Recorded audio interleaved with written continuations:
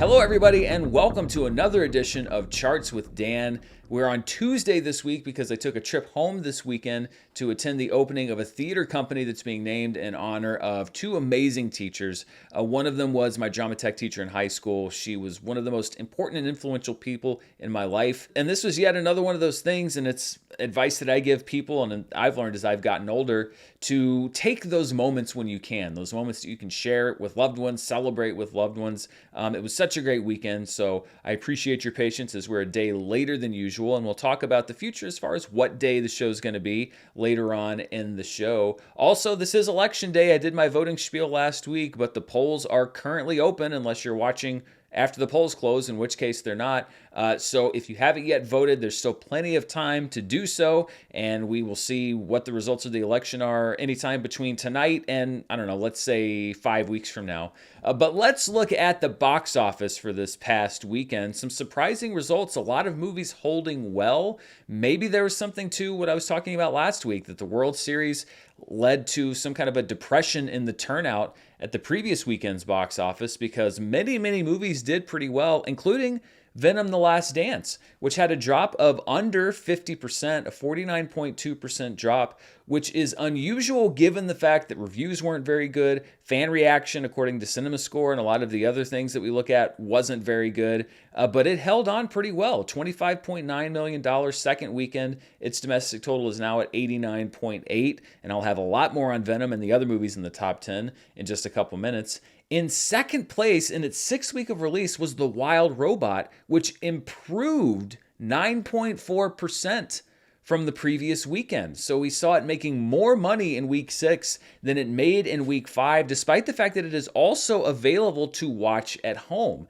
This has been a really fun story to track, and it's obvious that the word of mouth is good. People are going back a second time or taking their kids for the first time, but it's great to see a movie that's still thriving in the theatrical marketplace despite being available to watch at home. Its domestic box office total is now at $121.3 million. And yeah, second place after 6 weeks, that is not too shabby. In third place was Smile 2, which had a pretty good hold. It dropped just 29% in weekend number 3 for a $6.7 million weekend. Its domestic total is now over $50 million.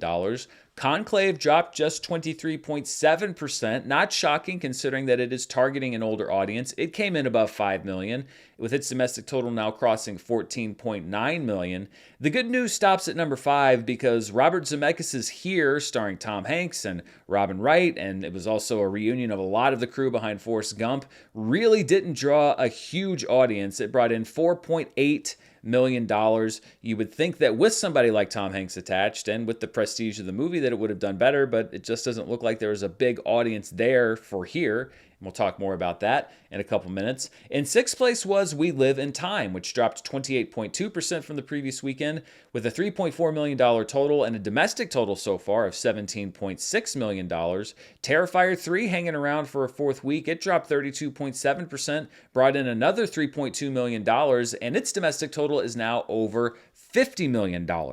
There were two films from India that were released in conjunction with Diwali. The first one is Bhool Bhulaiyaa 3, which brought in $2.2 million. That translates roughly in English to Labyrinth 3. It's a Hindi language horror comedy series. The films began back in 2007. There was a sequel in 2022 about a fake paranormal investigator. And then right behind is the film Singham Again, which brought in $2.19 million.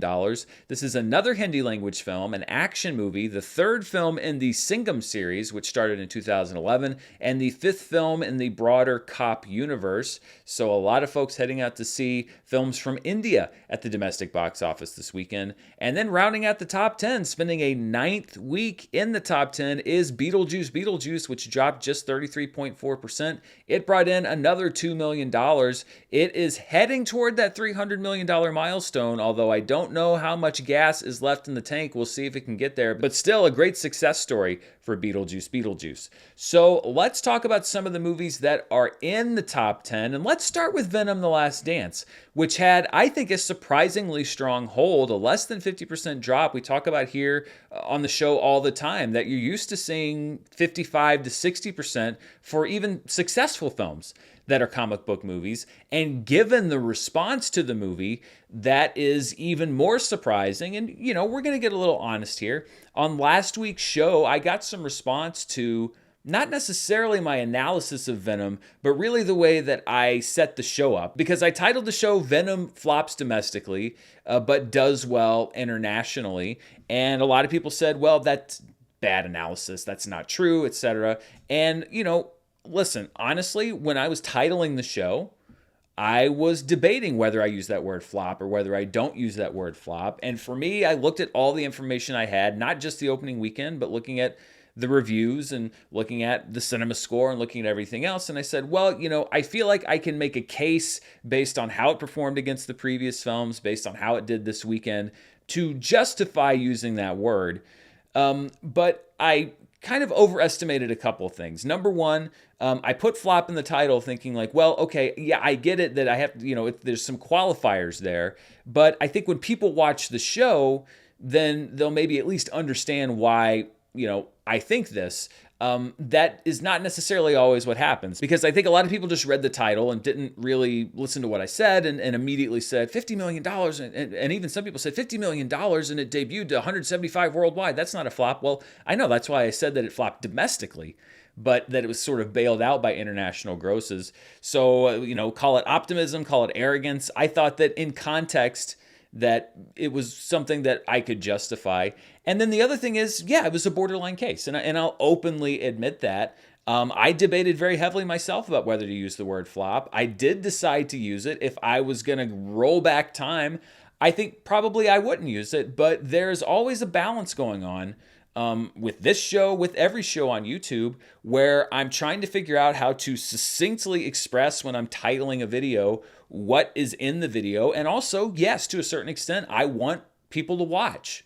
And, disappoint versus flop, when you're trying to figure out, well, what's going to get people to watch? I want people to hear what I'm saying. I want them to hear me make the case. I went with the word flop. Probably not the best idea for me. I still believe, by the way, that looking at the information that was there, the reaction and everything else, there can be a case made, which was the case that I was making last week. But, that was, I think, an example where I sort of had an overconfidence in perhaps my ability to explain why I was saying what I was saying. And kind of forgot that people often will just take a look at the title and listen. There was some pretty negative reaction, not just in the comment section, but elsewhere. I mean, people saying like, this guy sucks. He doesn't know what he's talking about. He blah, blah, blah. I mean, as I've always said, I do the absolute best analysis that I can.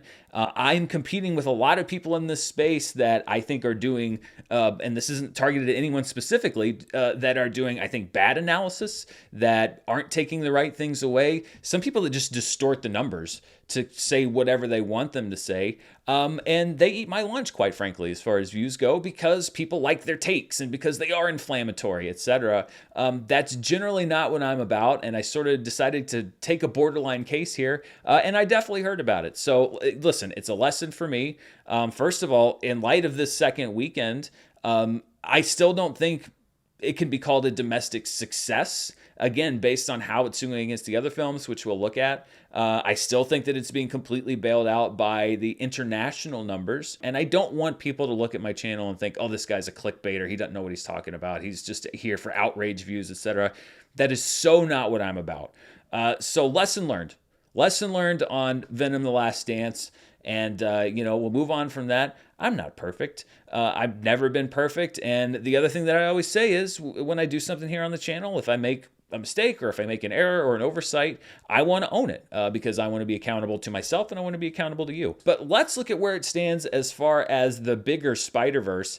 It's currently at $89.8 million, so it is headed to break that $100 million barrier, but I think it's very likely to stay there at number 13. I don't know if it's going to double as far as domestic gross where it is right now. Now, you never know. We're entering the Thanksgiving window. If people want to go see it still, over the holiday in the next few weeks as we lead up to and as we go through Thanksgiving, then it could still leg out, but that would be pretty big for a movie with the response that it has. And this Thanksgiving is a very busy Thanksgiving at the box office, so I think it is more than likely that Venom: The Last Dance is going to stay there in that number 13 spot. And when we look at the Venom trilogy through 10 days of release, this is sort of what led me to make a lot of the conclusions that I made last week, because the red and black lines there are the first two Venom films, and you can see that through 10 days, they were both basically at $140 million each, whereas this Venom film is lagging substantially behind. It's at about $90 million, so it's about $50 million behind the first two Venom films. They all had a similar production budget of $110 million. And again, when I was talking about flop, domestically, I still think that this is a very disappointing performance if you're Sony. And it is absolutely being bailed out by the international numbers, which have taken it to over $300 million worldwide, as we'll see. But it's not exactly a clear-cut case, which I think is what led to a lot of the reaction that I saw last week. Let's take a look at a chart that we actually discussed so much last week, and there was so much discussion in the comments.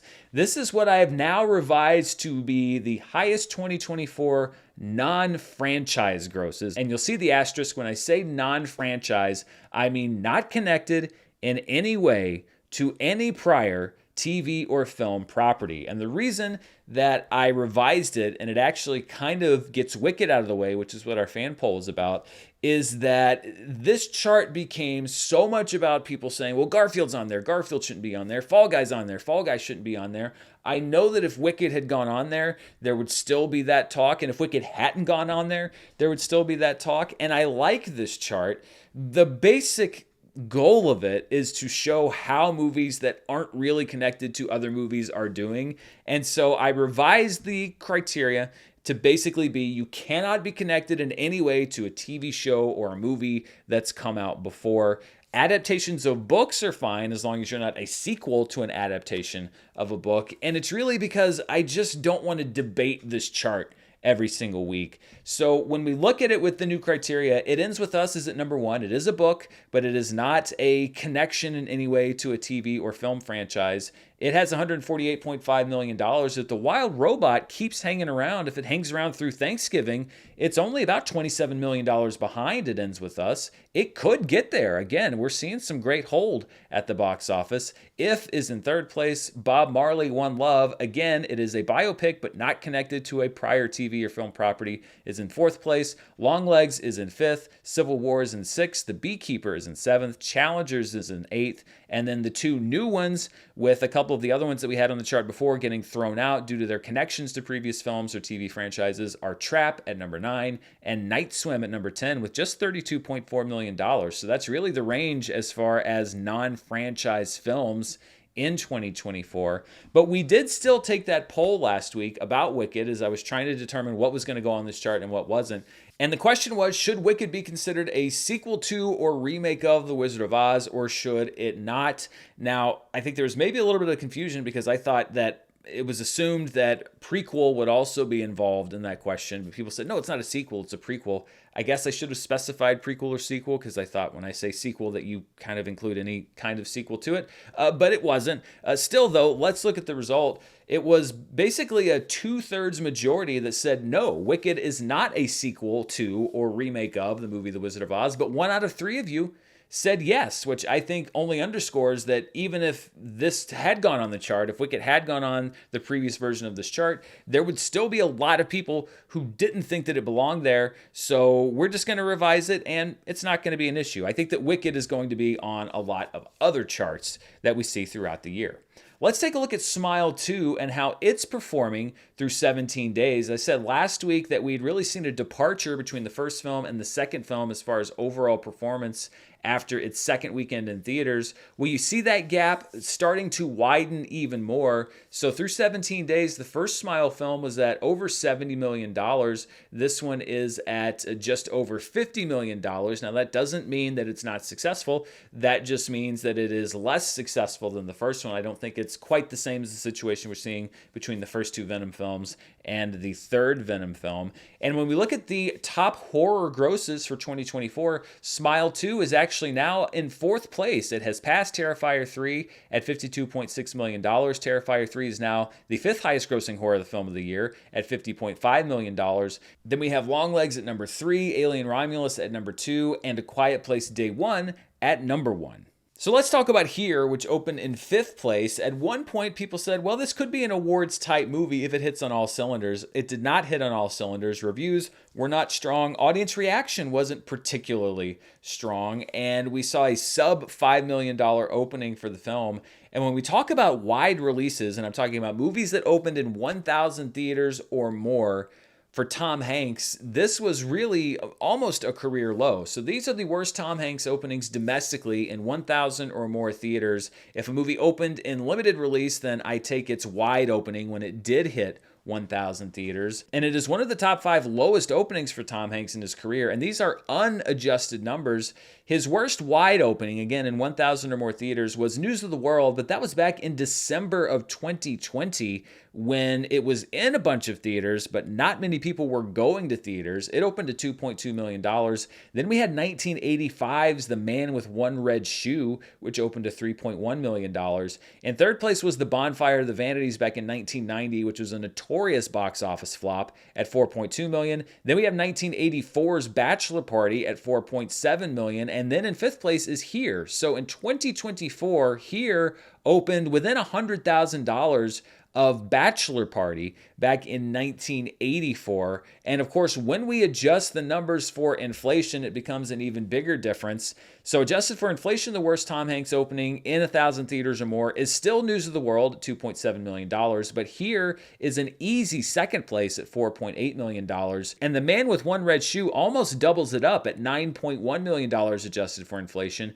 Then we have Asteroid City when it hit wide release at $9.3 million. A bit of a different film, though, than Here. Fewer theaters, much more of an indie focus. And then The Bonfire of the Vanities rounding out the top 5 at $10.1 million. So a disappointment for a Tom Hanks film that is available in wide release. It's also one of the lowest openings ever for Robert Zemeckis. It just wasn't able to click and find its audience. I know that Robert Zemeckis has said, well, yeah, it's because theaters are in a bad situation right now. And I mean, the theatrical outlook isn't great, but there are movies out there that are making money. So I don't think you can put this entirely on theaters. We had a strong opening for Conclave just last weekend. I just don't think this is a movie that appealed to a lot of people, at least not on its opening weekend. You had the technology and the kind of deep fake look to some of it, which I know turned some people off. I was talking to my mom about it, and she said, yeah, I don't know, it didn't look interesting to me. That it just looks fake. So, I think maybe the technology could have gotten the better of the movie here, and maybe people just weren't that interested. I also want to talk about Terrifier 3 for a couple of minutes because Damien Leone publicly made this claim, and I've seen many others say that Terrifier 3 is now the highest grossing unrated film of all time. And according to my research, that is both true and not true, but nobody's really lying or misleading here. It's just that when you talk about unrated films, there's a whole era before the MPAA existed where many films were not rated because film ratings weren't a thing. So a lot of classic movies technically would be categorized as unrated. But in the modern era, if we're talking about unrated films, and again, not counting things like IMAX documentaries, then I think that's probably true, although it's tough to find records. This is, as best I could tell from my research, the list of the highest grossing unrated X or NC-17 films domestically. Again, this does not include pre-MPAA films that are unrated or IMAX documentaries, many of which have made tens of millions of dollars over the years. And I have Terrifier 3, according to my research, at number 1 at $50.5 million. Again, this is not adjusted for inflation. In second place is Deep Throat, which is a very famous porn movie. The producers of the film have said something like they think it made $600 million. There's no real research to support that. I found several sources that estimated its gross at $45 million, although, again, nobody really knows how much it took in. It could have been more, but this is the one that I could find numerous citations for. In third place is Last Tango in Paris, which was a very salacious movie at the time. Some not so great stories have come out about the production in the years after. Then we have Renaissance, a film by Beyonce, which came out just last year at $33.8 million. And then Showgirls, which was an NC-17 film that hit theaters around the country. This is a very high-profile movie and a very controversial movie. I remember Blockbuster wouldn't carry the NC-17 cut of the movie. There was a lot of attention around the film. It rounds out the list. So it's a complicated question as far as the highest grossing unrated X or NC-17 movie of all time. But if you look at verifiable numbers, then the claim that Terrifier 3 takes the crown is one that can be supported. It's just that there's a lot of murkiness around that question. Looking at the longest runs in the top 10 for 2024 releases, Beetlejuice sticking around for 9 weeks means that it now ties Dune Part 2 as far as the longest movies that were in the top 10 this year. Ahead of it are Kung Fu Panda 4 and Despicable Me 4, which were both in the top 10 for 10 weeks. Deadpool and Wolverine and Inside Out 2 were tied for the top spot. They were both in theaters for 11 weeks. And when you look at those two posters, because I had to split them, they have to share time, that kind of looks like the same movie in a weird way. I mean, you got worms in both of them. You have the same, because this is 2024, stacked heads thing. I don't know. It looks like a drama and the comedy version of the same movie. But yeah, Dune Part 2, Beetlejuice, both from Warner Brothers, both staying in the top 10 for 9 weeks. I think it's doubtful that Beetlejuice stays for a 10th week, but you never know. We, of course, will track it here on the show. Dropping out of the top 10 this weekend, we had 3 films. Transformers 1 is out after 6 weeks. Piece by Piece is out after 3 weeks, and Anora is out after 1 week. However, it is expanding to many more theaters this upcoming weekend, including my local market. So I would anticipate that Anora could very well return to the top 10 when we break down the box office for this upcoming weekend. But the new films and everything else drop it out of the top 10. It actually was just out of the top 10 for this past weekend. And looking at the biggest theater count changes for the past weekend, the weekend of November the 1st, Hocus Pocus lost the most theaters, no surprising. It was a limited time re-release. It lost 1,545 theaters. It's now in 50 theaters. Joker Folie à Deux continues its free fall. It lost about 3/4 of its remaining theaters, 919 of them. It's now in only 324. I think the latest numbers I saw said that it brought in like around $150,000 at the box office this weekend. Just a catastrophe. Piece by Piece lost over half of its remaining theaters, 772 of them. It's still in 526. Transformers 1 lost over half of its theaters. It lost 768. It's now in 654. Yeah, Transformers 1 is now in more theaters than Joker Folie à Deux, despite coming out, I think, 2 or 3 weeks before. And then Saturday Night comes in 5th place. It lost 698 theaters. It's still in 453, although it technically tied with White Bird, A Wonder Story, which had an expansion this past weekend and added 698 theaters. So we had a plus 698 and a minus 698 in that number 5 spot. This is what I like to call our road to recovery or road to something, where we look at this year's weekend box office performances versus the 2015 to 2019 average and the 2021 to 2023 average. The blue line is 2015 to 2019. The red line is 2021 to 2023. And you can see, looking at the dotted black line, that we are just below actually what our average has been post-pandemic. It just hasn't been a great October that bled over into November. The top performing film of the 2021 to 2023 window is the continued performance of Five Nights at Freddy's last year. The top performing film in the 2015 to 2019 window was the opening of Thor Ragnarok 7 years ago. Believe it or not. We don't have a movie like that right now on the immediate horizon, although, as I mentioned, we are looking at potentially a very busy and very lucrative Thanksgiving window with some high-profile films hitting theaters, and boy, do we need them, because the box office we had a great spike in the summer, but it's been it's been a roller coaster year, and we are definitely in a down cycle at the moment. Looking out of the domestic marketplace, let's look at the top 5 films internationally. So this is everywhere outside of the US and Canada. And Venom: The Last Dance continues to do well internationally. It brought in another $68.4 million, which contributes to the fact that it is not viewed as an overall flop or an overall disaster, and we'll see how it continues to do as far as its total gross. The good news is it cost about $110 million, which is on par with the other Venom films, and we'll probably break down those numbers next week and see where it looks as far as theatrical profitability. In second place was Sing 'Em Again, which brought in $20.1 million, so it had a slight edge internationally. Bhool Bhulaiya 3 came in third place at $18.3 million. Then we had The Wild Robot at $15.7 million and Terrifier 3 at $12.2 million, because in many international markets, the release was timed to Halloween. So we saw a surge in business for Terrifier 3 internationally. When you take those international grosses, you combine them with our domestic grosses, we get the top 5 films worldwide, and they're the same 5 films in a slightly different order. Venom: The Last Dance drops 46% worldwide, so a smaller drop than we saw domestically. Not surprising, considering that it has been doing better internationally than domestically. It brings in another $94.5 million. Its domestic total is now at $316.7 million. The Wild Robot saw a drop off of just 3.3%. So it brought in another $23.3 million with a total of $269 million worldwide. Sing 'Em Again brought in $22.2 million, with Bhool Bhulaiya 3 coming in at $20.3 million.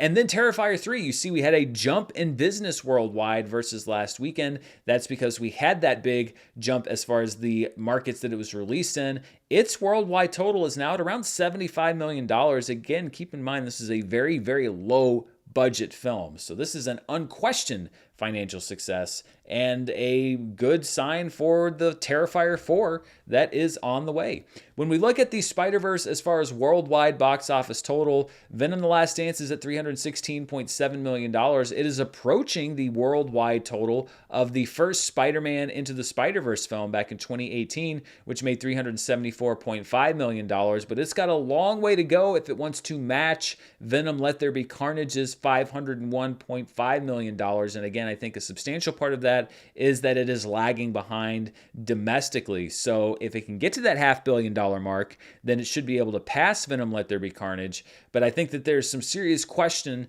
about whether or not it is going to be able to get to that $500 million mark. However, it's been hanging around okay, so we will see how it does in the next few weeks. We've got a lot more to break down on the show, but before we do, I want to thank the sponsors for this week's episode. This episode is brought to you by Chubbies. When I say Chubbies, you may think of fun in the sun and their awesome swimsuits, but Chubbies is also here for you in the fall with a full line of comfortable clothes that will have you feeling warm and looking great. Lately, I've been rocking their Everywhere pant, which is great for lounging around the house, then heading out for a football game or to hang out with friends. And their carry-on flannel overshirt is perfect for nights this time of year when I need just a little something extra to stay warm. And if you've ever watched the channel or seen how I dress since, well, ever, you know that when it comes to plaid and flannel, I know what I'm talking about. And if you're still clinging to that last little bit of summer, or you just have those weatherproof thighs, Chubbies always has their original stretch shorts, which you can pair with something warmer up top for the perfect fall look. If you're not wearing stuff from Chubbies, you're gonna wish that you were. And unless you're the Terminator, demanding that somebody who's wearing Chubbies clothes hand them over in the street probably isn't an option. So do yourself a favor and get a fall wardrobe upgrade that I know you'll be happy with. And would you look at that? For a limited time, our friends at Chubbies are giving fans of the show 20% off with the promo code DAN20 at checkout at chubbyshorts.com. That's 20% off your order with the promo code DAN20. And don't forget to support the show and tell them that Dan sent you. This fall, make the most of every moment with Chubbies. Shop now and fall into comfort, one stylish piece at a time. This episode's brought to you by Mando. The temperatures may be cooling down, but let's be honest, that doesn't mean you stop sweating. And the last thing you need to worry about is whether the crisp smell of fall is being corrupted by your own autumn aroma.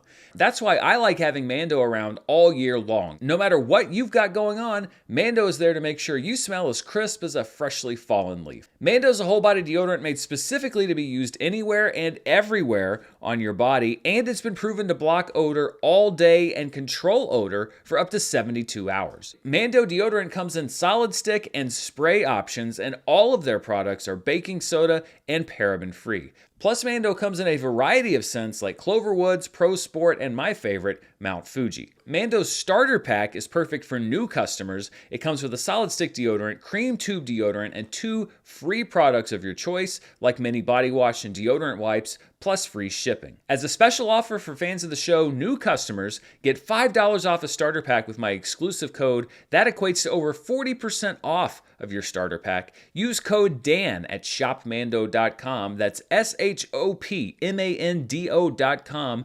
And don't forget to please support the show and tell them that I sent you. Smell fresher, stay drier, and boost your confidence from head to toe with Mando. All right, before we break down some of the other charts from this weekend, as we often do here on the show, I want to take a few minutes to do some revisions from last week's episode because we were using estimated numbers and we actually had a tie in the top 5 on last week's show. Once we got the numbers in, this is the revised top 5 for October 25th through the 27th. Venom: The Last Dance, of course, was still number 1 at just over $51 million. Smile 2 was in second place at $9.5 million. The Wild Robot and Conclave were tied according to the estimates last week. When all of the numbers came in, the Wild Robot ended up narrowly taking third place with $6.8 million.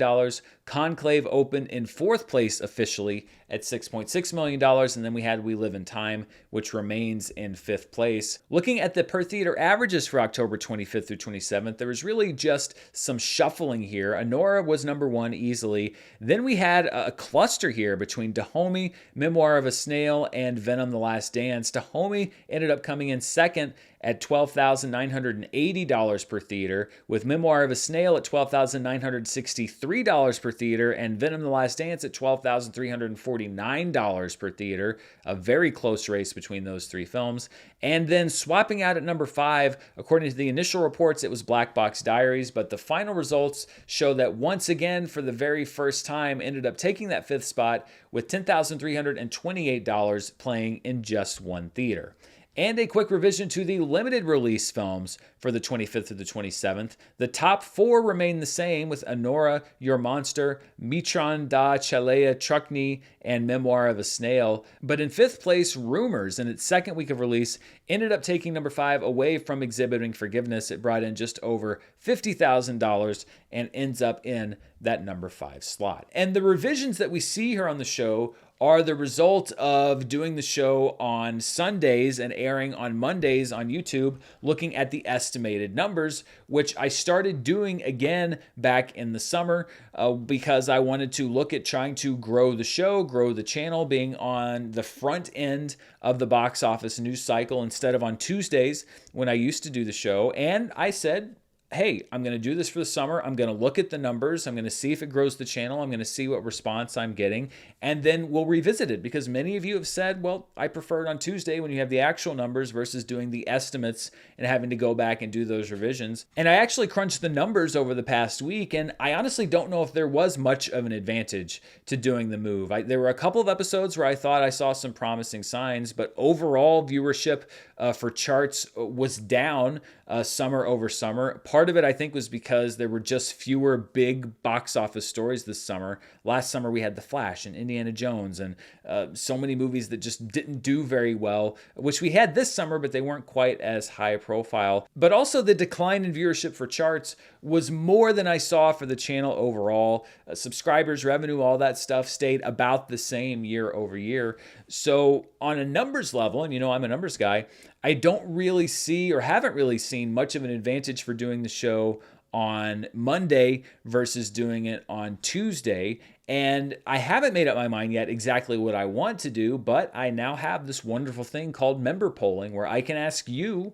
the people who actually watch the channel, what you think. And so that's what this week's member poll is going to be. I'm not saying I'm necessarily going to be bound by this decision, but I want to see what you think and what your preferences are when it comes to Charts with Dan. So I have 3 options for you on this poll. The question is, what day would you prefer to watch this very show? And your options are Monday, which would be earlier, but using estimated numbers, Tuesday, which would be later, but using actual numbers, and I'm fine with either day. If you don't really care what day Charts is on, then pick that option. I'm just trying to figure out what's the best course for the show. I did this experiment for the summer, didn't see a huge result from it, and so you are the people that watch every week. You're the people that trust me. As I found out last week, tell me what you like and what you don't like. So I want to know what you think. If you're a member of the channel, you can vote in that poll. If you're not a member, depending on how you're watching the show, you may see a little button that allows you to click and become a member. If not, there is a link down in the description that you can use to become a member. But I want to know what you think. When do you prefer to watch the show? Let me know, and I will announce the results on next week's show. Let's take a look at the specialty charts from this past weekend, and we'll start with the per theater average.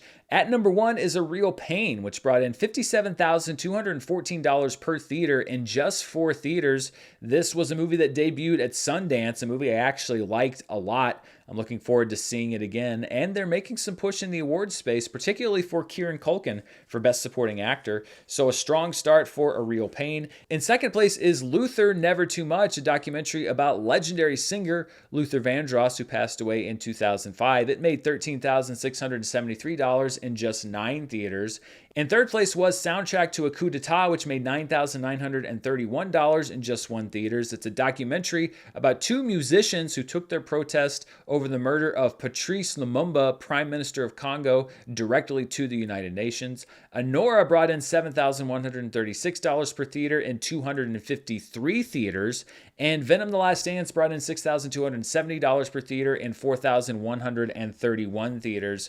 It should be noted that there is a movie that, according to non-official numbers, should be on this list, which is Clint Eastwood's latest film, Juror Number 2. According to the non-official estimates, based off of a 35 theater release and what was reported to have been made for the film, it would have been on this chart at about $7,400 per theater at 35 theaters. But Warner Brothers decided to both bury the film with a minimal limited release and also not report box office numbers. It almost feels like they have a vendetta against Juror Number 2. I have no idea what Warner Brothers is doing. I have no idea what their strategy is. I have no idea why they would take a Clint Eastwood film with a name cast and just bury it and not even allow it to be referenced when we're to give it the win on the per theater chart. They're not even looking at that. So whatever. I look forward to seeing Juror Number 2. I'm guessing if they're burying it in limited release that they plan to stream it on Max pretty soon. But by all rights, according to unofficial estimates, it should be on this chart. However, don't have an official number, so I cannot list it on the chart.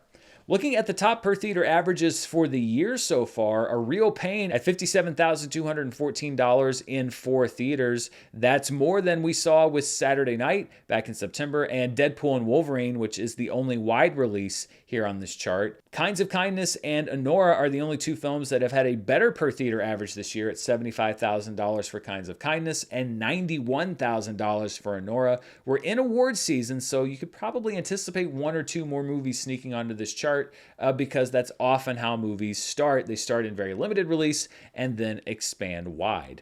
Looking at the top films in limited release, so this is 1,000 theaters or fewer. At number 1 is Bhool Bhulaiya 3, which played in 754 theaters, followed by Singham Again, which played in 749 theaters. In third place is a movie called Lost on a Mountain in Maine. It played in 630 theaters and made $385,000. Sylvester Stallone is one of the producers of the film, and it is a movie about a 12-year-old who's lost on a mountain in Maine. Right there in the title. In fourth place is A Real Pain, which made $228,000 in 4 theaters. And in fifth place is a movie called The Carpenter, which played in 500 theaters. I was very curious about this movie. It is a real film. It made $140,000. It is about a Bible-era MMA-type fighter who is also Jesus's carpentry apprentice and has the support of the future Messiah in his fighting career. And from what I can tell, this is not a comedy. And if there's only one upside to Juror number 2 not having reported box office numbers where it would have appeared on this chart as well, it's that it allowed The Carpenter to be on this chart and for me to know that this movie exists. You can find the trailer online. Wow. I would have loved to have been in that pitch meeting. Looking at the 2024 fall holiday box office, Beetlejuice remains number 1, followed by The Wild Robot in second place. Venom: The Last Dance moves up 2 spots to number 3, followed by Transformers 1, which drops down 1 spot to number 4. Joker: Folie à Deux, which drops down 1 spot to number 5. Smile 2 moves up a spot to number 6, and it's gunning for both Joker and Transformers. Terrifier 3 moves down 1 spot to number 7. Speak No Evil remains at number 8. We Live in Time debuts on the chart at $17.6 million. It's now number 9. The Substance moves down to number 10, and Am I Racist is now off of the 2024 fall holiday box office chart altogether. There was no change in either the 2024 domestic or worldwide chart, and there really wasn't much of interest for a box office flashback this week. So let's jump right into the world of streaming, and we will start with Netflix, the latest numbers that we have. New ones will be released later today. This is for October 21st through the 27th. At number 1 is the Netflix horror film Don't Move, which had 20.22 million views and 31 million hours watched. In second place is a Netflix movie called Family Pack, which had 17.5 million views. It's a French film based on the game Werewolf, starring Jean Reno. I have heard rumors, or at least strong denials, that Andrew Garfield is not the werewolf in this movie or in life. Woman of the Hour comes in third place at 13.19 million views. That's a pretty good second week for that film. Car Masters Rust to Riches Season 6 is in fourth at 10.16 million views. In fifth place is a Netflix original series called Territory from Australia about a power struggle over a huge cattle empire. It sounds kind of like Yellowstone Down Under. The Netflix original film The Shadow Strays is in sixth place. The Netflix film Justice is in seventh place. The Lincoln Lawyer Season 3 stays in the top 10 with 8.49 million views. This is the Zodiac Season 1, which is a Netflix docuseries trying to solve the identity of the Zodiac Killer, comes in at number 9 at 7.55 million views. And rounding out the top 10 is the documentary Sweet Bobby, My Catfish Nightmare, which comes in at 7.17 million views. And when we look at the most watched Netflix shows of 2024 globally since January 1st, Monsters, the Lyle and Eric Menendez story, moves up to number 6 at 62.25 million views. It jumps over Avatar: The Last Airbender and Griselda, and if it stays on the chart for just 1 or 2 more weeks, it could have a shot at the top 5 where The Perfect Couple is with 64.9 million, and maybe even The Gentleman at 69.19 million. Bridgerton Season 3 remains the only Netflix show of 2024 so far to break that 100 million view barrier. Let's take a look now at the Nielsen charts for September 30th through October 6th. Unlike Netflix, these are domestic numbers only, and they're delayed by about a month because that's how long it takes Nielsen to get all this information processed. Looking at the most watched streaming movies for September 30th through October 6th, so this is the beginning of the Halloween season, Inside Out 2 remains at number 1 easily with 15.1 million hours watched, followed by Sing on Netflix at 5.7 million hours watched, and Max's remake of Salem's Lot in third place at 5.4 million hours watched. The Garfield movie stays in the top 5 at number 4. Escape Plan debuts at number 5. Remember, this is the first week of the month, so a lot of new films hit Netflix. We often see a lot of new movies in the first week of charting for a specific month. In sixth place is Jailbreak Love on the Run on Netflix, followed by It Chapter 2 on Max. Again, spooky season, 4 million hours watched, people looking for that scary movie. The Platform 2 on Netflix debuts in 8th place, so I think we see that it has a little bit more appeal internationally than it had domestically. The Nightmare Before Christmas hits the charts at number 9 with 3.3 million hours watched, and The Mechanic on Netflix enters the chart at number 10 with 3.2 million hours watched. And when we look at the most watched streaming movies of the year, this is through October 6th, Inside Out 2 hits the top 10. It's there at number 8 at 45.4 million total hours watched. That bumps the first Inside Out movie down to number 9, Amazon's Roadhouse down to number 10, and Hitman off of the list for this year. The Super Mario Brothers movie and Moana, the only 2 films this year, according to Nielsen, that have hit 100 million plus hours domestically as far as watch time goes. Looking at the most watched streaming shows for September 30th through October 6th, Monsters, the Lyle and Eric Menendez story, remains in first place at 23.5 million hours watched, followed by Nobody Wants This in second place. Love is Blind returns to the top 10 in third place with 17.5 million hours watched, followed by Bluey and Bob's Burgers. Family Guy and Grey's Anatomy are numbers 6 and 7. SpongeBob SquarePants returns to the top 10 at number 8. Gilmore Girls stays at number 9. And Yellow Jackets, which was a show that aired on Showtime but was recently added to Netflix, comes in at number 10 at 9.3 million hours watched. When we look at the top 20 Nielsen streaming shows ranked by watch time per available episode, so it is the number of hours that were watched per show divided by the number of episodes available to watch, Monsters, the Lyle and Eric Menendez story, remains number 1 at $2.61 million. Nobody Wants This was also just over 2 million hours watched per episode. The WWE docuseries Mr. McMahon is in third place at 1.39 million hours watched per episode, followed by The Perfect Couple at 991,000 hours watched per episode, Yellow Jacket rounding out the top 5, Tulsa King, which remains popular with its newest season at 620,000 hours watched per episode. The Rings of Power, which I think this was the finale season, but it didn't get a boost as far as hours watched per episode. I'm going to see if it pops up on the chart next week, and if it doesn't, then we'll look at season 1 viewership versus season 2 viewership as far as the reported numbers. Only Murders in the Building comes in 8th place, followed by Love is Blind and Unsolved Mysteries. Agatha All Along actually was not on the top 10 most watched original streaming shows for the week of the 30th through October 6th, so we don't know how it would have done as far as hours per episode, but it sounds like the show maybe gained popularity as the season went on, so we'll see if it pops back up there. Looking at the most watched original streaming series of the year through October the 6th, Bridgerton remains number 1, but the new season of Love is Blind boosts it to become the second most watched original series of the year. Fallout drops down to number 3. The Boys drops down to number 4. Fool Me Once stays in 5th place. And then when we look at number 6 through 10, The Perfect Couple moves up to number 9, which drops The Gentleman down to number 10. And Love is Blind also moves up another list. These are the most watched original streaming series since Nielsen began reporting numbers in 2020, and Love is Blind moves up to number 5. It bumps Virgin River down to number 6. And if this latest season does well, then we could see it bypass The Crown for number 4 on this list. Now, this is all seasons that have been reported according to Nielsen. And as you can see, Stranger Things is still the most watched original streaming series since numbers reporting began back in 2020 at 786.2 million hours watched. And that does it for the show this week. Let's take a look at some of the things you can watch in theaters and on streaming in the coming few days.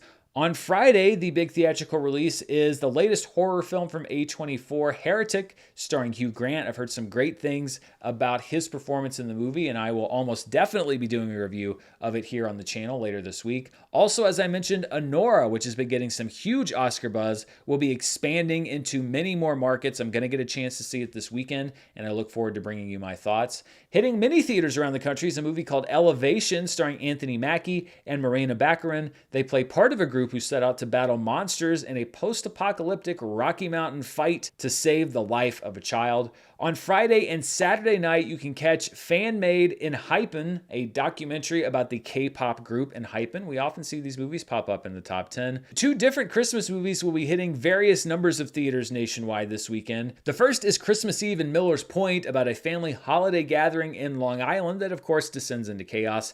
The cast for that film includes Michael Cera. Also hitting theaters is a more traditional holiday film called The Best Christmas Pageant Ever, about nightmare kids who have to learn the importance of Christmas. This movie comes from Dallas Jenkins, who is the creator of the hit series The Chosen. Opening in limited release this weekend is Bird from director Andrea Arnold, starring Barry Keoghan as the neglectful father of a young girl. There's been a lot of very positive critical response around Barry Keoghan's performance and around the movie itself. It's being distributed by Mubi, who also distributed The Substance earlier this year. Hitting limited release this weekend is The Piano Lesson, another big Netflix awards movie directed by Malcolm Washington. It's about a family's history as channeled through their family piano. Samuel L. Jackson, Daniel Deadwyler, Ray Fisher, John David Washington, just part of the cast for the film. It's in limited release this weekend, as Netflix often does, but it will hit Netflix on November 22nd, so keep an eye out there. Also hitting theaters in some parts of the country is a movie called Small Things Like These, about an Irish father who learns the dark secrets being hidden by his local convent.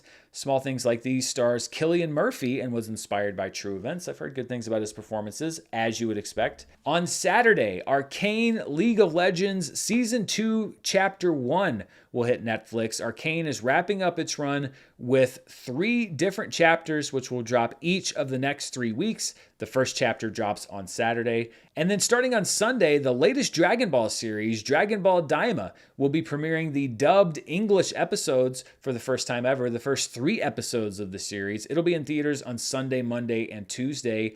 Airing on Max on Sunday night is the Season 1 finale of The Penguin, and I'm looking forward to bringing you a Season 1 review of the show. And finally on Sunday on the Paramount Network, Yellowstone Season 5 Part 2, which is actually coming out almost 2 years after the first part of Season 5, just call it Season 6, aired. Kevin Costner will not be returning to the show, but Yellowstone will be returning. This is a very popular show, both on streaming and as well as when it airs on Paramount Network. So if you've been waiting for Yellowstone, it's back this Sunday. And that's all I've got for you on Charts with Dan for this week. Be sure to stay tuned right here to the channel. There's lots of stuff. Penguin, Arcane, Heretic, Anora, stuff that I want to see and want to bring you my thoughts on. So I'm going to try to drop as many videos as I can this upcoming week. And of course, movie news and everything else that you know we do here on the channel. Thanks so much to this week's sponsors. You can find out more about them in the description below. And thank you to our members. Don't forget to vote in that member poll. And if you want to vote in the poll, you can join and become a member here on the channel. Until next time, stay safe, and I'll see you then. Bye.